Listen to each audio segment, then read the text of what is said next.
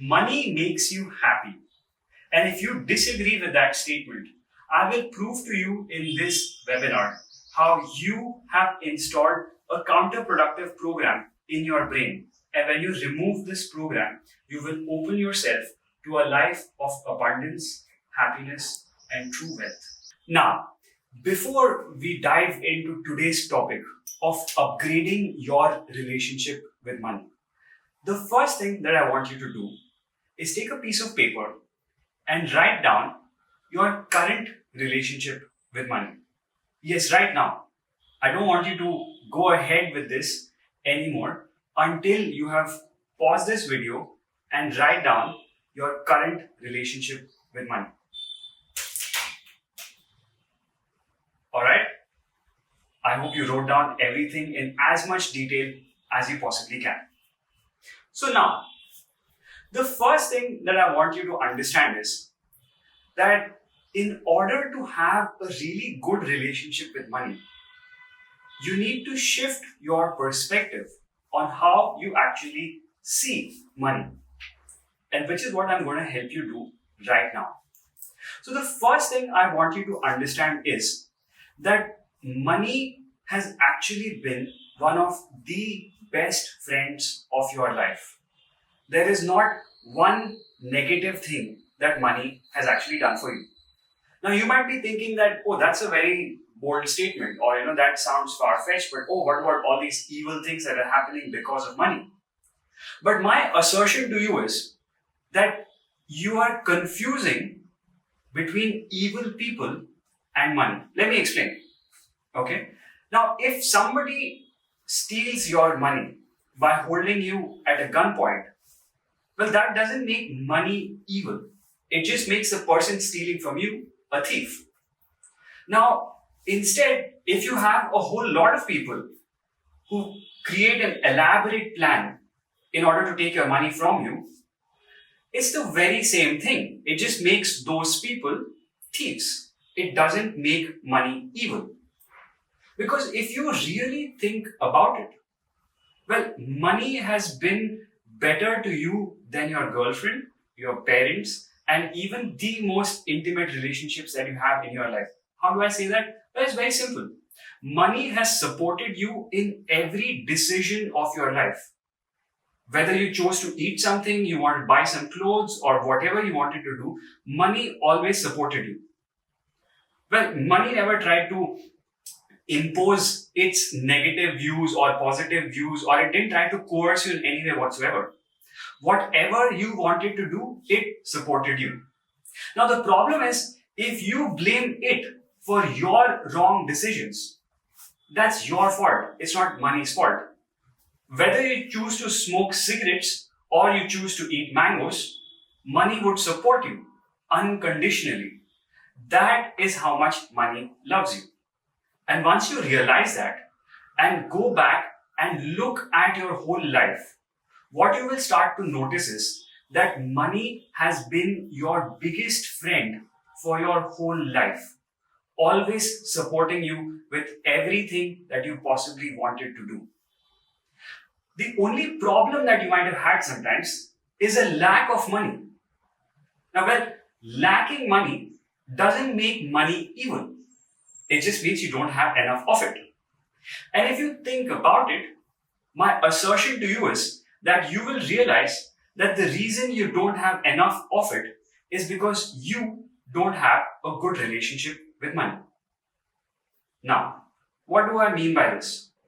Well, unfortunately, as we were kids, we were growing up in environments where you observe maybe your parents fighting with each other because of a lack of money, or relatives trying to cheat each others, or businesses trying to do unpleasant things to each others. Well, as I said before, none of this is money's fault. It is just people doing people things. But as a child, you loved your parents so much that when you observed this emotional unpleasantness in your house, when you saw your parents fighting with each other because of money, rather than thinking that, oh, my parents are probably not capable of handling money or their finances, or that they just had incorrect programming that they got from their parents. Well, instead of thinking all of that because you were a small child, what you did is form this negative perception around money and thought that, hey, money is the bad guy. But this is a belief that has already hurt you tremendously in life. Now, let me give you a few more illustrations to really drive this point deep into your mind and help you realize how money has been one of the biggest boons and gifts, not just in your life, but in the evolution of our planet and in the evolution of our species. I know that's a tall claim, but if you bear with me, I will make it super clear to you. Alright. Now, if you think about it, just think about all the other species on the planet. Our closest relatives are chimpanzees. Now, chimpanzees are an exceptionally brutal species. Like if you were a chimpanzee and if you went into another chimpanzee territory by mistake, well, the other chimpanzees, if they saw you, they would attack you brutally and you would most likely end up dead because there are no medical facilities in the jungle.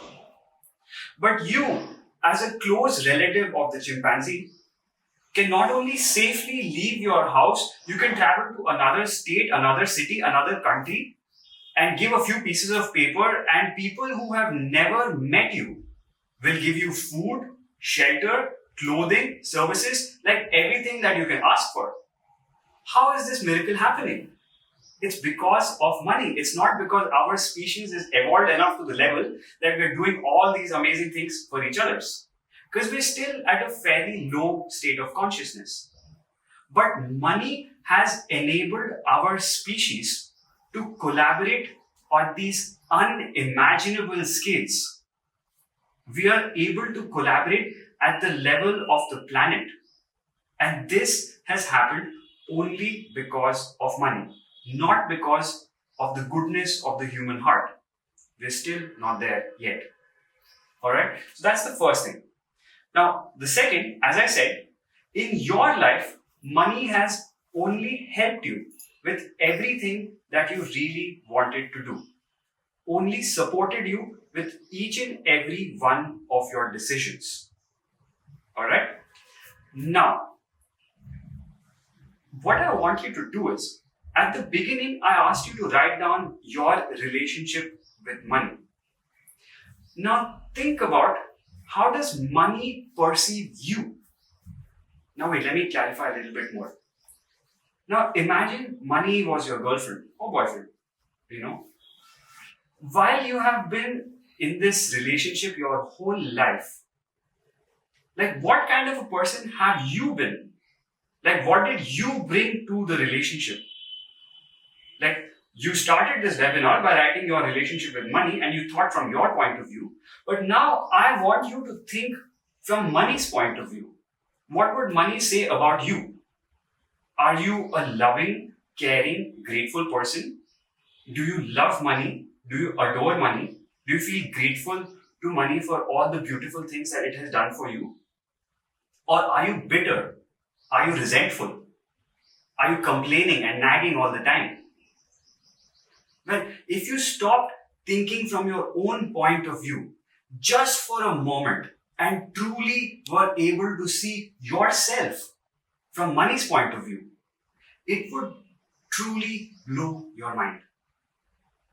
And if you saw yourself and how you are currently behaving from money's point of view, like you will realize how beautiful of a being money is for tolerating you and being in your life even now after all the kind of lousy behavior that you have been doing from your side towards money. And that is how phenomenal of a being money is. So I hope you got that point really deep into your head. Alright? Well, I want you to realize also that money is spiritual energy in motion. Now, what does that mean? Well, what that means is that money, like water, likes to flow. And you must learn to create that flow in your life. Now, I have seen far too many people creating stagnation in their life. They create this stagnation as a function of fear. They hold on to money because they fear losing it. And the tighter they hold on to it, the faster they seem to lose it. Now, you must understand that the purpose of money is to facilitate you to live your life to the best of your abilities. And that is the true function of money. The last idea that I want you to understand today is how you are a custodian of wealth. Okay? Now, the amount of money that you currently have in your life is also a reflection of the amount of faith that the universe and money has in your ability to handle wealth. Well, let me give you a very simple example in order to understand this situation. Suppose you take your 5-year-old nephew to an ice cream shop and he really wants the ice cream and you buy him one scoop of ice cream. And this little boy is barely able to handle that ice cream, and as he's walking and playing and running and doing all kinds of things, he ends up dropping that one scoop onto the floor. And now this boy is crying about the ice cream that he's lost and he wants you to buy him another ice cream. And this time when you go to the ice cream counter, this little boy insists that you buy him a triple scoop ice cream. Now, would you actually buy this kid a triple scoop ice cream? Well, obviously not, because he clearly showed you that he's not able to handle even one scoop. Well, that's exactly the same thing with you in your life as well. It's not that the universe doesn't have the resources to give to you. The universe would love to give you more. But only once you have demonstrated to the universe that you are capable of handling more. And so, it is very important that you learn how to be a good custodian of wealth. And as you can learn and improve your own skills and abilities at being a custodian of wealth, naturally the universe starts to give you more. Now, you might be wondering, how can I become a better custodian of wealth? Well, one of the shortcuts to becoming a really good custodian of wealth is by learning to serve the world around you. As long as we're stuck in our old patterns of greed and selfish, thought patterns of only thinking about ourselves and hoarding and things like that, you are actually being a very lousy custodian of wealth. But as you start thinking beyond yourself, and as you start thinking about the planet, thinking about the people around you, and thinking about how you can contribute to more life. What do I mean by more life? Well, it could be helping your family go for a vacation. It might be helping people have a really good time. It might be sharing a really good idea with the rest of the world. But whatever way in which you can personally contribute your energy into making the world a better place. And if you start thinking that ways, I guarantee you there will be a switch in the way you think about life and the way in which you start managing and handling money. If you truly fall in love with money, and if you truly realize that you love it so much that there is no way that money will not be a part of your life, you can overcome your financial anxiety, you can overcome this fear, you can overcome your habit of holding on to it in fear, and you can start living your life on the principle of love, on the principle of sharing, on the principle of giving. And as you start to love and share and give, you create that flow of money in your life. And as you start demonstrating to the universe that you are capable of handling more and more wealth, I guarantee you that the universe will give you a lot more. it is absolutely impossible for that to not happen. Now, I want you to understand that the true purpose of money is to help you live your life to the fullest of your potential. But unfortunately, a lot of people lose sight of this and they make the whole purpose of their life to make more money.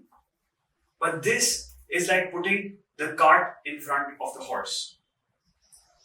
Now, money is spiritual energy in motion, just like water, and it likes to flow. And it's your job to create that flow in your life. Now, what do I mean by this? Well, you see, every transaction has two sides, buying and selling. And I want you to understand that we live in an energetic universe. We don't live in just a material universe where it's like you can knock things and everything is like solid. No, we live in an energetic universe which is governed by the laws of vibration, by the frequency at which you operate. Now, what does this mean to you? Well, as I said, every transaction has two sides, buying and selling. And the way you buy things is how things are bought from you. Let me demystify that a little bit. Well, imagine like you go to a fruit seller and you're bargaining for the last penny. Well, when you go to your job, well, that's exactly the thing that you receive from your employer. Because what you give out is what you get back. And so, if you want to upgrade your relationship with money, start putting more faith in it. And every time you spend money, give it with as much joy, love, and gratitude as you possibly can. What I want you to practice from today is learning how to give gracefully and how to accept and receive graciously. If you can do these two things, you will open the doors of money in your life and it will flow freely as a beautiful river there for you to truly enjoy. And to really appreciate how much of an impact money has made on our species at a planetary level, I want you to consider a simple idea. Think of a simple pencil, the one that's lying around in your house.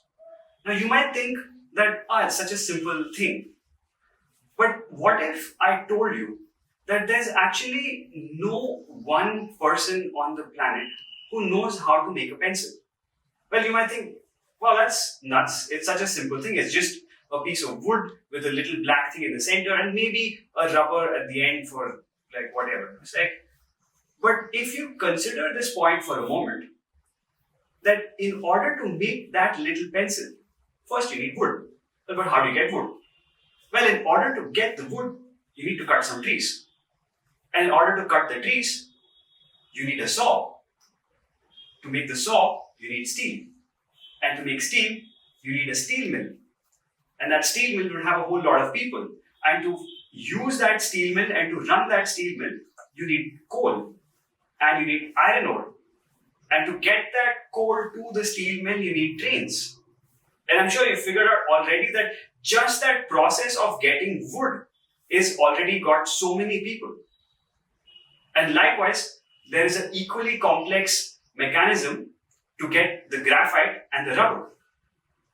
Now, how is it that millions and millions of people who sometimes are from different geographies, from different countries, maybe even practicing different religions, who sometimes may even hate each other's, yet they are able to collaborate with each other's at this massive scale?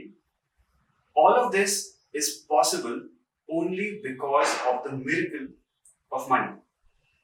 And so, if you truly understand this, what I want you to do, starting today, is to inculcate having deep gratitude for everything that money has done for you in your life and everything that money has done for the planet. Because every little thing that you possibly enjoy in your life, be it electricity, be it your gadgets, be it the food you're eating, the transportation, the car, the bike.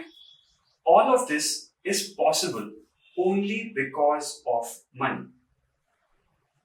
And once you get that, and once you really start inculcating this deep love and gratitude for money in your life, I guarantee you that you will have abundance of money in your life. Now, an exercise that I would suggest you to do is to start writing love letters to money. Now, you might think that, wow, that's a bit strange. But I want you to consider, don't think of money as this disembodied, like strange being that is there, it's like who knows what it is. No, just think about it as another being, like a person, just like you and me. Like, see it, give a face to it. Think of it as your lover, the love of your life, right? And now, from that point of view, I want you to start being the best boyfriend or girlfriend that you could possibly imagine yourself being. And I don't want you to do this as just an exercise where you're going to like sit down every day, twice a day, or it's like something and then write down something. No, I want you to really feel it from the depth of your being, the love and gratitude for this phenomenal being who has done something so beautiful in your life. And I guarantee you, if you start expressing your love to money, money would love to be in your life. The reason you're broke today is because you are giving negativity and criticism to money. And that which you detest and criticize leaves you. It's obvious.